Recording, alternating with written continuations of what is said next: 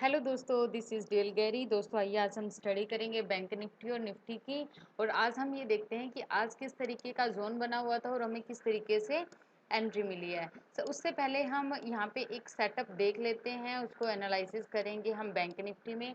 और दोस्तों आज लर्निंग सेशन की और बैंक निफ्टी एनालिसिस की हम एक ही वीडियो बनाएंगे, क्योंकि जो कॉन्सेप्ट पे हमने डिस्कस करना था सेम वही आज बैंक निफ्टी में बना हुआ है।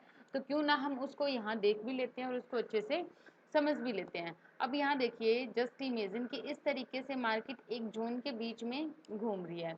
अब जैसे ही ये वाला जोन ब्रेक होता है अप साइड में या डाउन साइड में, उसके बाद हमें एक अच्छी मूवमेंट देखने को मिलती है।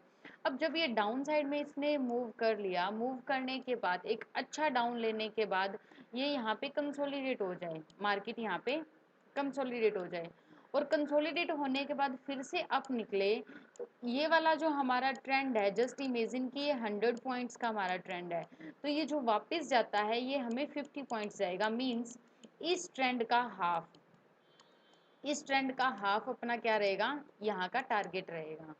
मैं एक बार फिर से इसको रिपीट कर देती हूँ। बहुत ज़्यादा इजी है, लेकिन इसको अगर हम अच्छे से समझ लेंगे तो हमें किसी प्रकार की कोई प्रॉब्लम नहीं आएगी। दोबारा फिर से मैं रिपीट कर रही हूँ। जस्ट इमेजिन, यहाँ टाइम फ्रेम कुछ भी हो सकता है, 5 मिनट, 15 मिनट। इंडाइसिस के लिए है, स्ट्रोक के लिए आप खुद स्टडी करोगे, मैं सिर्फ इंडाइसिस के लिए बता रही हूँ, बैंक निफ्टी एंड निफ्टी के लिए। 5 minute, 15 minute, 30 minute, 1 our and daily time frame भी हो सकता है। डेली टाइम फ्रेम ये हो सकता है और वीकली भी हो सकता है, बट हम फिलहाल यहाँ तक का सर्च आउट करेंगे। डेली वीकली को भी हम इंक्लूड नहीं करेंगे। अब देखिए, यहाँ पे मार्केट एक जोन के बीच में घूम रही थी, मार्केट एक जोन के बीच में घूमती है, उसके बाद अप साइड या डाउन साइड जिस तरफ भी निकले, तो नेचुरल सी बात है, एक जब जोन ब्रेक होता है, यहाँ पे जितने एसएल थे वो सबके सब ब्रेक हुए और ब्रेक होने के बाद एक डाउन की हमें एक अच्छी वन वे मूवमेंट मिली। अच्छा, ये चीज़ भी होनी ज़रूरी है कि ये वन वे मूवमेंट होनी चाहिए। इस सेटअप के लिए जितनी कंडीशंस है मैं यहाँ पे राइट डाउन कर दूंगी, आप उसे नोट कर लेना कि यहाँ पे डाउन आया, डाउन आने के बाद यहाँ पे कंसोलिडेट होना चाहिए और कंसोलिडेट होने के बाद जैसे ही ये रिवर्सल लेता है, यहाँ से अप साइड की मूवमेंट होती है, तो इसका हाफ मीन्स 50% हमारा टारगेट रहेगा। अब इसके लिए जो जो कंडीशंस हैं वो हम डिस्कस करते हैं। फर्स्ट ये कि मार्केट एक जोन के बीच में होनी चाहिए। सेकंड, ब्रेक आउट या ब्रेक डाउन होने के बाद वन वे मूवमेंट होनी चाहिए। नेक्स्ट कंडीशन हमारी ये है कि वन वे मूवमेंट होनी चाहिए। एंड थर्ड कंडीशन कि वन वे मूवमेंट होने के बाद यहाँ पे कंसोलिडेशन होना चाहिए। अब ये वाला जो कंसोलिडेशन है, अगर इसमें अप साइड में मूवमेंट होती है, मीन्स पहले डाउन की मूवमेंट हुई फिर अप साइड की मूवमेंट होती है, तो हमारा 50% का हमारा क्या रहेगा, टारगेट रहेगा।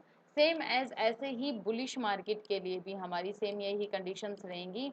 जैसे कि ट्रेंड अप गया, अप जाने के बाद वहाँ पे कंसोलिडेट हो गया, कंसोलिडेट होने के बाद अगर वापस आता है तो हमारे यहाँ पे 50% का हमारा टारगेट रहेगा।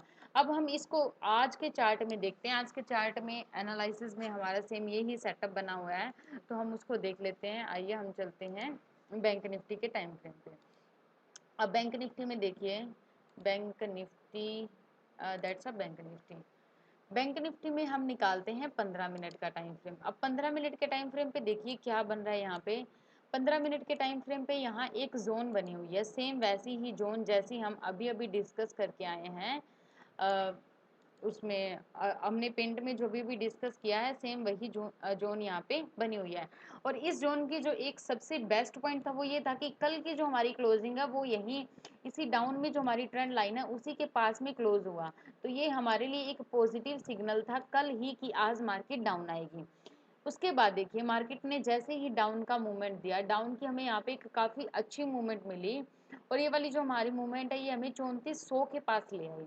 और उसके बाद यहाँ पे देखिए मार्केट कंसोलिडेट हो गई और कंसोलिडेट होने के बाद जैसे ही ये वाला जोन ब्रेक किया, तो इसी जोन का हाफ हमारा टारगेट मीन्स ये वाला।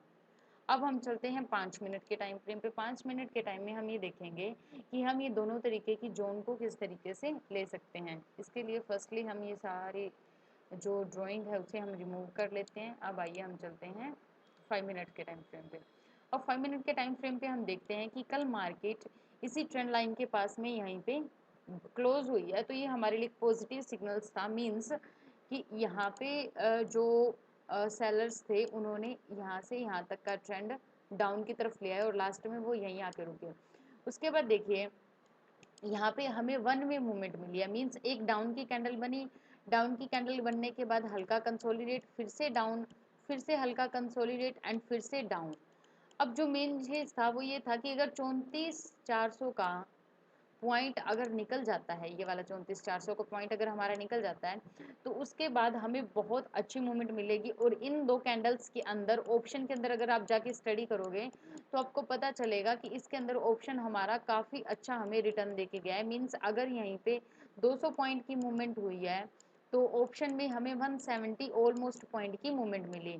अब क्वेश्चन ये आता है कि इन दो कैंडल्स में इतनी मूवमेंट क्यों मिली, क्योंकि यहाँ पे देखिए एक स्ट्रॉन्ग जोन था 34,400 का। अगर हम प्रीवियस में इसी हॉरिजॉन्टल लाइन को स्टडी करेंगे तो हमें बार बार यही देखने को मिल रहा है कि 34,400 एक स्ट्रॉन्ग पॉइंट था, और पीछे जाएंगे तो हमें ये पॉइंट मिल जाएगा।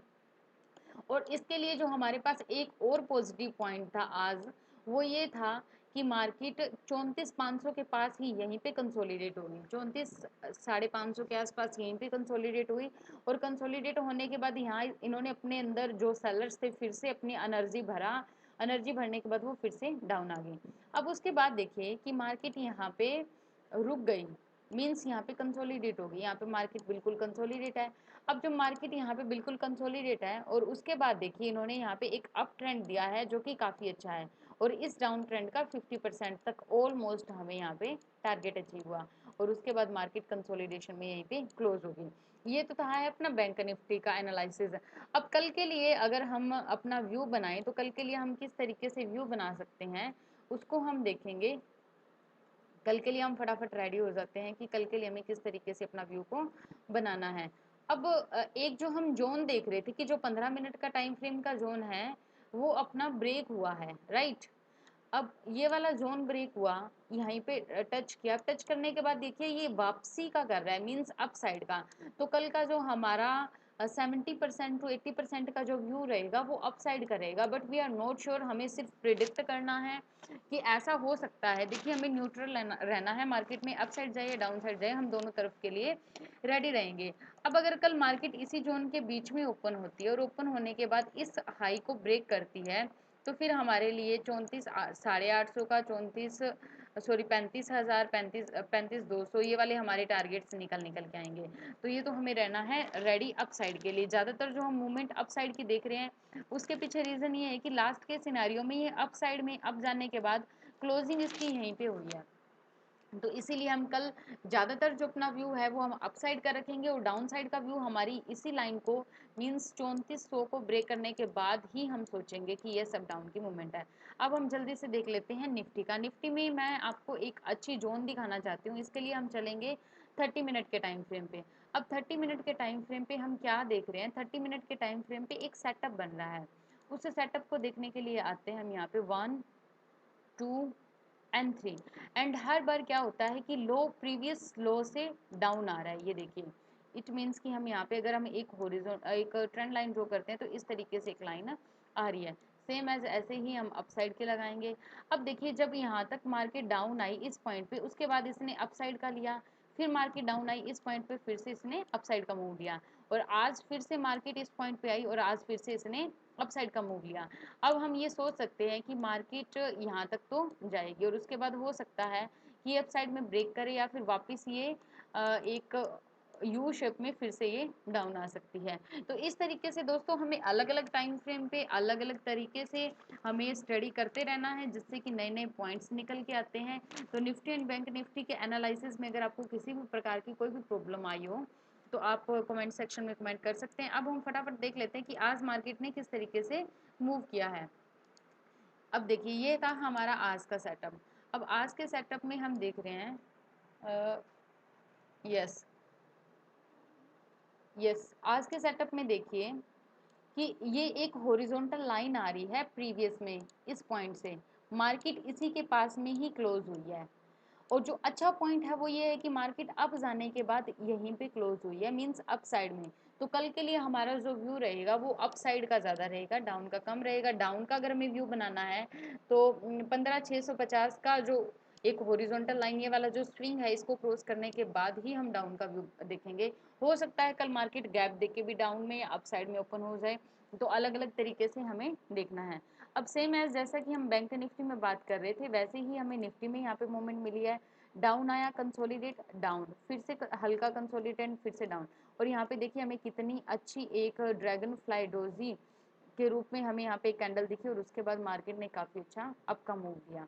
तो इस तरीके से दोस्तों हमने इसको बैंक निफ्टी को अच्छे से एनालाइज कर लिया। अगर आपको इसमें कोई भी प्रॉब्लम हो तो आप कमेंट सेक्शन में कमेंट कीजिए, हम इसको डिस्कस करेंगे। Thank you so much, god bless you, take care.